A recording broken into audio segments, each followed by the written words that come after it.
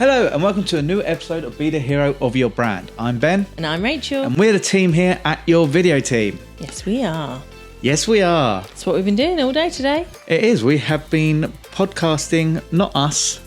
We've been setting up a podcast, haven't we? Yes. So this is part of the onboarding, onboarding journey. There we go. With Baz and Loz, who we are really excited, who hopefully you would have seen by now and got the message we have partnered with. So, and so we're creating them their new podcast that's going to come out in the next month or so. We've been doing photo shoot today, filming trailers, doing a pilot episode to see how they feel about the conversation building, which went very well. Very happy with that. A really positive day. Yeah, really happy. And it's about making that day fun so that you can see how enjoyable ultimately creating that video podcast can be. There isn't any pressure on, and a lot of people sit down and they go, oh my god, there's a mic, and now there's obviously most people don't see this side of things. It's there because you're sat there. They don't see the recording devices, the headphones and all that kind of stuff. Yeah, we have this out because ultimately it sets our scene. It looks fancy. It's what we do. But the lights, immediately as people sit down with the lights, they're like, oh my god, which camera do I look at? There's 3 to go through, all of those, and they're all American. Oh, shut up. To be fair, they can have American accents, those two. So the whole point of the day is to sit you down. They design their own set. So they got to play around. Yeah. They bought ornaments. They bought photographs. They bought them with them. Yeah, and it's down to the point where who are they directing the conversation to? Are they directing it between themselves? Are they directing it to the camera, to the audience member, to the person they're talking to? Or is it going to be totally different, that all the cameras are kind of like flies on the wall? They went for an approach which was kind of similar to us, but we do a lot more talking to each other. Yeah. Because of the way they're sharing their information, it's going to be quite a lot of camera work. So making sure that it all sat nicely, the right angles for them as well. It was positive. So obviously their chairs were probably a lot more straight on. So for the free camera setup, they were able to direct the middle camera if they wanted to, but they stuck to their own ones when they did talk. So it was really good, really positive morning. Day. Yeah. Yeah, it was. It's really lovely. And again, like, I love that reaction. Like, it always makes me chuckle when people come into the studio or we take the studio to them and they're like, wow, look at all that stuff. Like, you're professional and everything. Yeah. And it's like, we are professionals. We just have a lot of fun doing it all the time. So I'll tell you, I think when we go out and people are surprised by how much of it is, we don't just cope with the light in the room. We bring lights. We don't just set up a random microphone to pick up everyone. We give everyone their own microphone to be recorded on. And I think this goes on to a great point of what we can discuss today, and that's actually mobile podcasting, maybe even videos at events. Well, this is it. So we are beginning to have those early stages of the conference and exhibiting side of things. Yeah, it seems to be a season for it now. We're starting to hit that point where a lot more conferences are happening. It's coming into March very soon, so seems to be quite a lot of conferences going from there. Even in Ashford alone, between now and the end of April, I think in Ashford alone there is about 7 events going on. That's almost one a week. Yeah. And that's impressive. And ultimately, they're not all going to be your cup of tea, right? They're not all going to be for your target audience. They're not all going to be a business, like their value of their conference isn't going to align with your value. So, if you can go to every one of them, fab. The best, we all know people sell to people, which is why video podcasting can be such an incredible tool for you. But why also I always love networking, because actually being there, stood next to someone and being able to give that true personal one-to-one time with them, like, I'm honoured at everyone who's spent their time there and then has spoken to me, because time is precious. Yeah. I think what I like, so people say like, oh, this event isn't busy enough, this one doesn't have enough people. It's like, but why are you only after the numbers when really you should be after quality conversations? And you can only do so many of them in a day. And I think we as storytellers, not just of our own stories, but sharing stories of other people, it's a great opportunity for us to go there, have a conversation like this where we talk to anyone and everyone at these events, no matter how small or big their business is, no matter their age, no matter what. We'll love to find out what their story is. Obviously, you're great at interviewing people. I tend to just set up the cameras. I tend to set up all the cameras and the sound equipment and all that kind of stuff. So we have it all covered to be able to really have this wherever we go. Yeah, absolutely. And like, again, isn't this just doing more of what we love on the go? Yeah. Like, okay, that's why we started the business. That's what we got into. We've found a real area that we both truly love together. So that's what I want our business to be. I mean, you'd be great. If Graham Norton ever needed a day off, you could step in there. Absolutely. I think you're ready to go for it. Yeah, do you think, Graham, if you're watching? Like, gosh, last week we were plugging to Chris and Rosie Ramsey. This week, Graham Norton. I mean, wow. You just never know, might knock on the door, right? Never know. Put it out there and what comes will come. But video at conferences is a great tool as well. Not just the stuff that you can show via video, but what you can capture while you're there at a conference and things like that.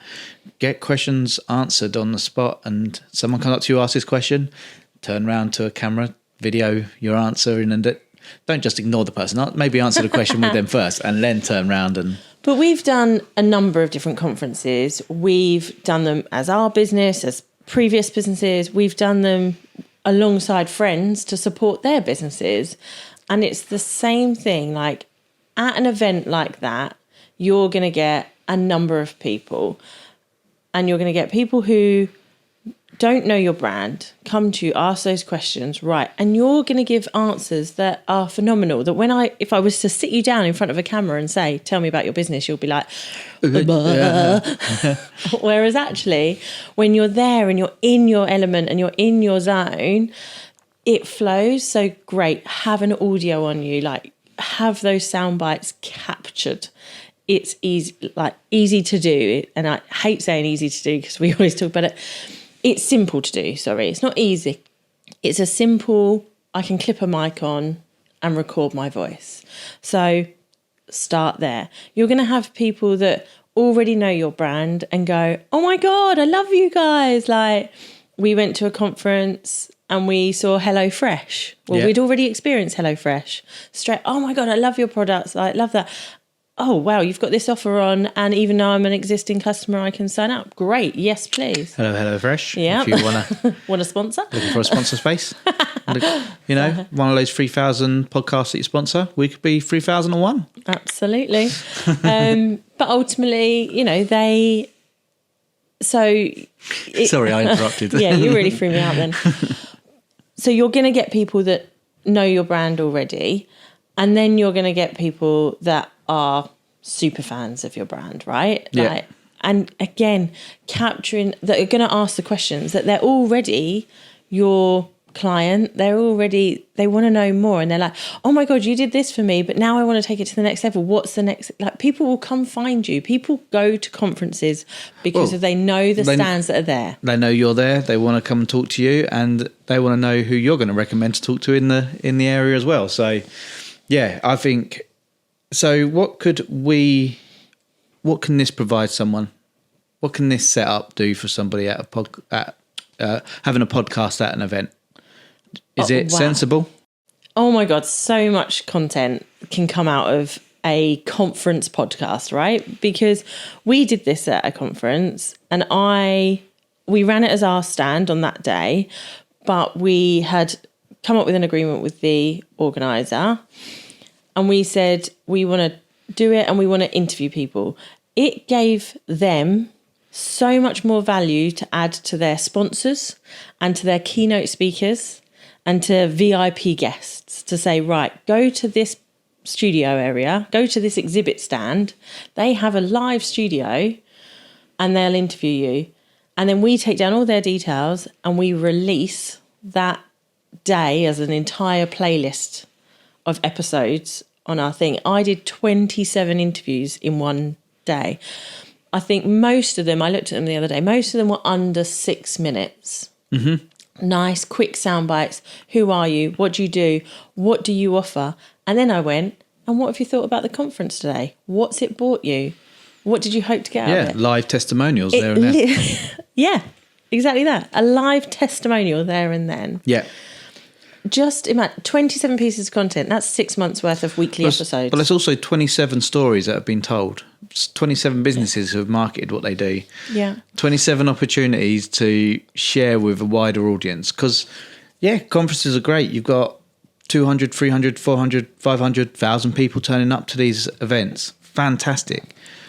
But what's after that? What's beyond that? Where are you being seen after that day? How can you remind people who you are, who've seen you at the event, or how can people who aren't able to go to the event able to find out about you? And you said we go live when we can. We'll do this and post them out for everybody to see. So if you look on our YouTube channel, you'll see that there's a Women in Business. There'll be ZC Live on there. We've got the new one coming up. We're going to be at the Kent Business Show in March. So we're excited for that one. Yep. And it is a nice setup. It's like this. It's comfortable. We might have a fireplace instead of a recording device. And the thing is, we can go different, right? So we went differently. You say that. We went branded all as us, as the Women in Business. So it was very much us. It was our backdrop, our stand, everything. And that was the purpose of that one. ZC was more cozy. Yeah. We had hints of our brand. So it was more like this, wasn't it? It's more like this. We had a clapper. We had some Lego on display. We had roller banners that kind of edged the scene. Yeah, that was it. I say topped and tailed. They bookended us. That's what they did. And then we had a fireplace. Yeah. Not real, an electric sort of fireplace. Don't think we even had it on. We just had the lights flickering. No, that's it. So we had that. But we could go and represent the actual hosting brand. Yeah. So we go without our branding. They have their backdrop. We could facilitate the interviews, but we could even just be the production team. There are so many different ways. And you think as the brand who's hosting that event, you've now got, let's say, 25 interviews. There's 25 people who are going to share their interview to their audience. Yeah. Yeah. And so you've now and if they've got 1,000 people each, well, I wouldn't mind. That's 25,000. Yeah. Yeah, I wouldn't mind being shoved in front of 25,000 people. And what I have found every time we've done these at these events is that out of those 27 interviews you've done at one event, out of the 18 you've done at another, out of every event we've done like this, no one's walked off going, I really didn't enjoy that. I didn't like it. No, I don't think I'd ever do that. They've all loved the opportunity to share what they do, tell their story. They love the fact that they're not stuck on a camera having to talk to an inanimate object. They love the fact that it's an interview, it's inviting, it's cozy, it's friendly, it's fun. Yeah. And that's something I'm proud to say has been on every interview that we've done, is that people have enjoyed it. Yeah. From the moment they come up to me going, what are you doing? And I sit there and go, well, I'm filming podcast today. You can come in and have one done. You'll talk to Rachel for 5 to 10 minutes and enjoy yourself. Tell people who you are, what you're doing, and share it with the world. It's great, right? I love it as well. I'm nosy. I'm paid to be nosy. Hey ho, I'm happy as well. So, and some people would be flagging in your situation after the 3rd, 4th, 5th interview, but you just kept flying through. You went off and done a talk, and I think you finished that early, so you could do some more interviews. No, I didn't. I did. No, I then went and did that, advertised that we were doing the talks, and then everyone came and queued up, and I felt bad because we went on for another hour after everyone else had packed down, and we were still there chatting. Finished at 5 o'clock, didn't it? And we was there till 6:30 talking to people. But again, loved it. Everyone felt buzzing afterwards. It gave everyone something to remember from the day, and the people that got interviewed, they've got something from that as well. Imagine going to an event, whether free or paid for, and you're going there and you're going to take loads away. You're going to take so much knowledge away on the day. But all of that you've got to go away and implement, right? So it's almost quite an overwhelming feeling. And there's not many conferences out there that are a play-by-play that you actually do the work whilst you're there. Yeah. It's not really a conference like that. Conferences, you go and you just absorb. And it's like my brain explodes with excitement because I'm like, I'm going to do all of this. Imagine going to a conference, getting all of that feeling and going, and I get to share that I was on their podcast. Mm-hmm. Like, I got something out of that day in reverse. You keep telling me, everyone keeps telling me, I need to be out there, I need to be in front of people. Well, here's a 5-minute interview that I did with that person. Boom, done. Yeah. And it's great. Talking of 5-minute interviews. Oh, yeah, it's his time again. Shall we bring him on? Yeah, I love him. He's loving these, like... Yeah, it's an excellent job he's done again. This week, he is talking to Chanel. Ooh, creative. This is going to be fun. Should we have a look? So, here's Parker talking to Chanel. Okay, so what do you do in your company? Okay, so I am an illustrator. Yeah. I also do 3D and I do a little bit of animation as well. Do you like doing it? I love doing it. It's super, super fun. What have you made? What have I made? Oh, what haven't I made? I've made videos. I did a little 3D animation for a theatre show that's going to be on a boat. I've done some animation for a strawberry farm, but you can't say that one. And I've done some 3D work for a blacksmith. Oh, wow. What did you make for the blacksmith? Right now we're making some belt buckles because he does 13th century reenactment. Oh. Yeah, I know. What's your company's name? It is, it's a limited company called Little Shy Gifts. Nice. But right now I'm operating under Chanel.work to keep it nice and easy. So you do love it? Yeah. What superpower would you have? If you could choose, what one would you have? Oh my gosh, that's a really good one. Probably being able to fly. Why? I'm going to say being able to fly. Mostly because I like when you're on a roller coaster and then you're going down and it's really speedy. And I think that effects I can get if I start flying and I keep on going up and down. So What's your favourite roller coaster then? Oh my gosh, I don't even remember. I used to go on a really cool one at Fort Park, but I can't remember what it's called. Oh. I think there's one that goes really, really fast, isn't there?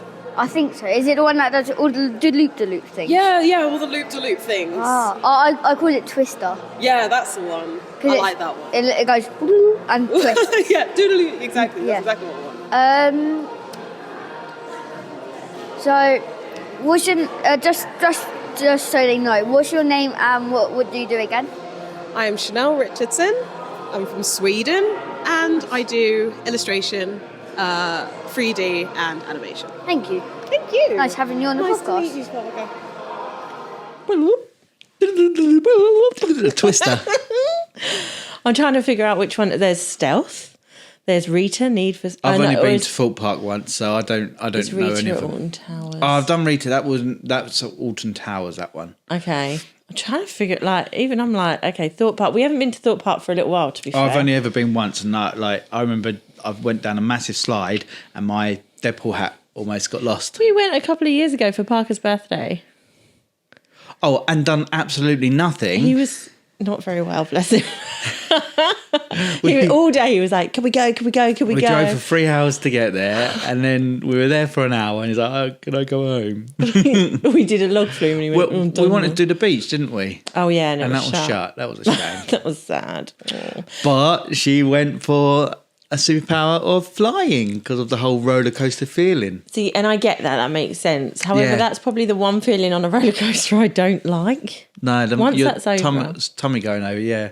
That makes me swear a lot when I have that feeling. I can feel it now. I'm like, oh. Yeah, that's why I'm going to... You talk, I can't do it. But we said that flying's one of the boring superpowers that everyone goes for. Yeah, but How do we feel? but we get it, right? Well, Chanel, yeah, of course we get it. No, it's that weird one. Like, when I think about superpowers, it's a go-to superpower. And it's a cool one, right? Otherwise, we wouldn't all Yeah. think about it. What I would say is that was actually Parker's very first interview that he done. Okay. That So was out of the three, the third one we've seen. Yeah, this was actually his his very first one. You might be able to tell he was a bit nervous about it, but I thought he'd done superbly well, asked some really good questions. He did. And he even went, again, like there is a technique with interviewing that it's, you know what you want your outcome to be, right? You know what results you want when it comes to an interview. I know that I want to get a certain piece of information, a certain result, or a piece of, don't worry, I'm not Evidence. I'm trying not to say criminality stuff, right? But you want something out of the conversation. Yeah. That's the point of an interview. You know, when Graham Norton does it, they have their topic. They're talking about their latest movie. That he's like, I want to find information out about that. Was there anything on set? But through that discussion, he also listens and hears other things and picks up on other things and other little comments that they make. And he has to kind of, go down that. Don't cut that off. Go with that. So when she said about roller coaster, like that makes my belly go over like roller coaster, Parker was really good and was like, what is your favourite roller coaster? Yeah. So we didn't cut that off and go, cool.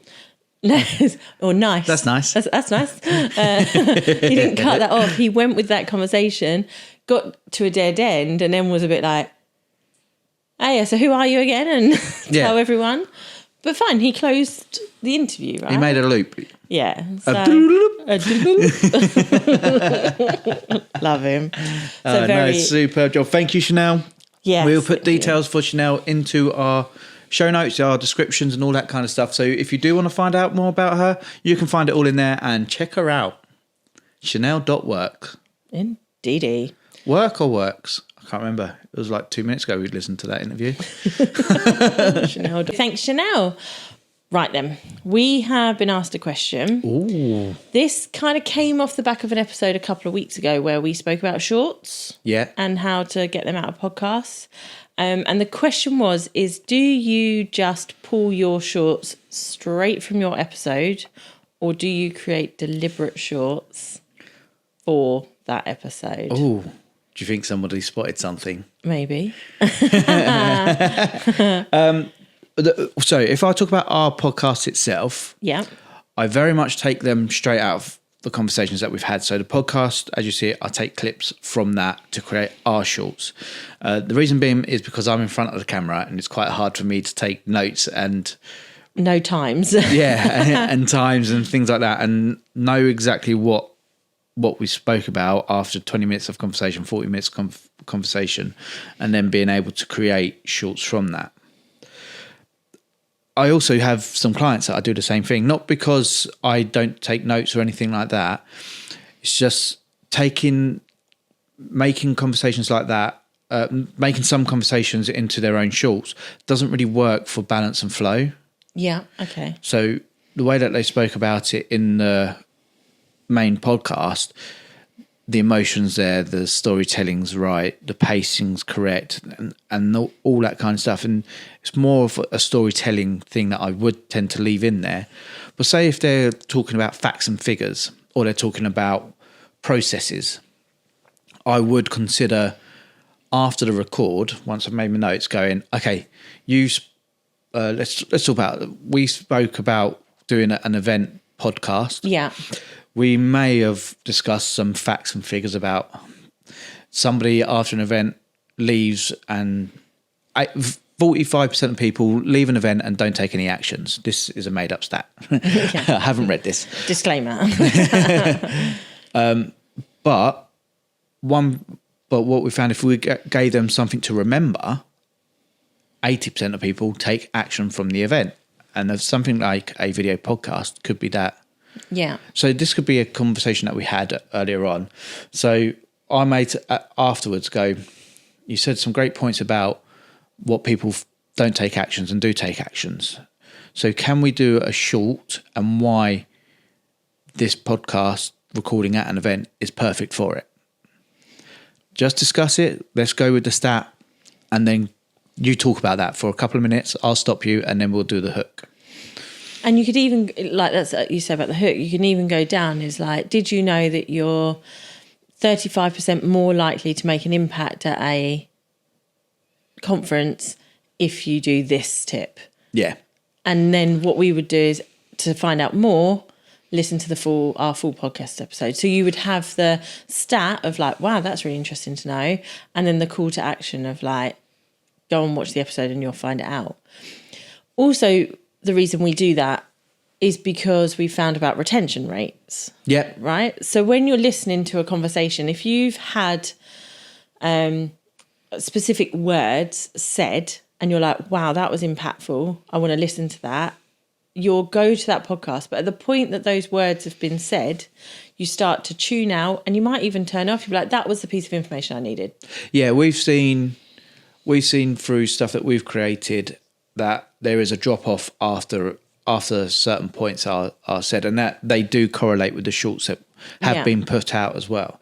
So by creating a unique short, they never hear those exact words. So ultimately, they never hear them, which means it's never sat the same. So they've retained to the entire end of the episode, and they're like, oh, hang on, I got that information, but I never heard that clip. And the only other way you could use clips. So what's been successful is when we use clips from the episode itself, the podcast itself, is that we have created a trailer more than created a knowledge-based bit of content. So instead of being a whole one story, you give hints about facts. What you give Stephen Bartlett does at the beginning of you're creating that curiosity gap where you're getting people to just give an inkling of what they're talking about. So I'm going to ask you this serious question and you're going to start answering it, but we'll cut off at a point where it's like, so what do you think about podcasting at a conference? Yeah. Well, I think that actually it's rubbish. I don't. But in that sense, and people are like, hang on, what did she just say? Like, she's the podcast queen. Like, that's what she does. And it's like, I need to know more about that. And then, I mean, obviously what he does in his trailer is then create, say, like that piece of information that then tells you about the person who's giving that. So it'd be like, Rachel is the podcast queen. She's helped so-and-so do this and that and this. We're fantastic and awesome. Woo! We'll put that on as our trailer, shall we? And Ben's the pod father. Video pod father, yeah. That's what you keep calling yourself. Gave myself a nickname. Does it count if you set it out yourself? Still a nickname, innit? Okay, yeah. I'll give you a nickname, but you don't use those. Well, no, because it involves a lot of swearing. You'd have to put a little E next to our episode, wouldn't you? But yeah. Okay, that's cool. It's a good question, right? And ultimately as well, depends on how much you're putting in and how much you're taking out of the episode. Because ultimately you could be like, here's my episode, off it goes. You could say, oh yeah, I'll just take those bits out and I'll advertise with those. Or you take the time to then go, no, I'm going to actually record something to purposely advertise that episode. Yeah, I think, but there is so much more to what you can get out of a podcast. Oh, yeah. Like, this is what we do, right? Yeah, how many times do we say it? Like, a podcast should be fueling a heck of a lot more than just a video. Your entire marketing strategy. What do we pull within 30 minutes? A 30-minute episode, we pull a minimum of 50 pieces of content. One a week, right? I'm telling you that out of 30 minutes, you can get one piece of content a week. I need to do the math then. If you've got 52 episodes, because you're releasing weekly. Yeah. Is that 52 times 50? Yeah. Or it's 52 times... That's 2,500 and... Oh, right. Maybe. 2,600, yeah. Well, technically it's 52 pieces of content a week. Well, it's 50 pieces a week for 52 weeks. So 50 times 50 is 2,000. 50 times... There's 52 weeks in a year. Yeah. And if I'm releasing a podcast every week... That's 50 pieces of content for each week. Which is one a week. Now times that by 52, because I've done 52 podcasts. That's 52 pieces of content a week. How many episodes are you doing a week? Oh, do you know what? This isn't what this podcast is about. Okay, I'm no Carol Vorderman or Rachel Riley, so do one. I don't know. You get lots of pictures and video clips. Anyway, you get loads of content, is basically what we're trying to say. Like, take it all, guys. Like, feed it, fuel it. Your marketing strategy is crying out for you. And you've got it all in 30 minutes. Anyway, that's my little passionate ranting. The power of a conversation, isn't it? Yeah. No, people don't realise people don't. There's a saying like people don't know what they know. No, people don't know what they don't know. Yeah. People don't have confidence in what they do know. Like they think, I can't talk for 20 minutes about a subject because I don't know enough about it. But there's so much information in your brain that you've learned over the years, that you studied for your business, that you've studied for your podcast, you studied for this, that, or the other. It's in there. And what unlocks it is a conversation. How many times are you talking to someone you've just met who've asked for a bit of advice and you can just go like that? Oh say my God. It. Blah, blah, blah, blah, blah, blah. And I'm always There's all my like, information. Done. Where is... I'm going to go old school. Where's Ashton Kutcher when you need him? Like recording everything. Like pranked, yeah. Yeah. Like, where are these? I need to just walk around with a GoPro like permanently attached to me and a mic. That's what it feels like sometimes. Yeah. 'Cause I'm like, That power of conversation. And I mean, we've created a short survey, a short questionnaire, yeah, which will be available. it's not yet. It's not quite available just yet, but it will be available in the coming weeks. We will let you know when it goes live. So you can see if your podcast is getting you what you want, because we worked it out around about 90% of your podcast is being wasted. That's disgusting, isn't it? That makes me feel sick.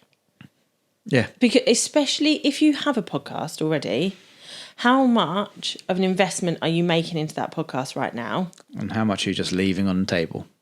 No, well, how much of you making? So if people are paying, £1,000, 3,000, whatever they're paying to get their podcast done and produced, plus their time, and 90% of the content that could come out of that isn't being pulled out. Yeah. I mean, and then you'll sit there going, well, my podcast isn't doing what I want it to do. And I'm like, no, it is. You're not doing what you could do with it. Like, I'm going to be blunt. You're not using your podcast the way you should be. And so your podcast isn't letting you down. You're letting your podcast down. Boom. She went mum mode. Yeah, you're not doing it right. Do it right. And then you'll be right. And we're here to support, right? I am a mum. I'm here to support you. I hold the corners of the bed sheet while you're trying to get the bed cover in. That was yesterday's mission with the boys. Anyway. Okay, mum mode over. Mum mode over. I think this episode might be over. Yeah. Shall we say one more thing? Okay. Love ya. Bye. Bye.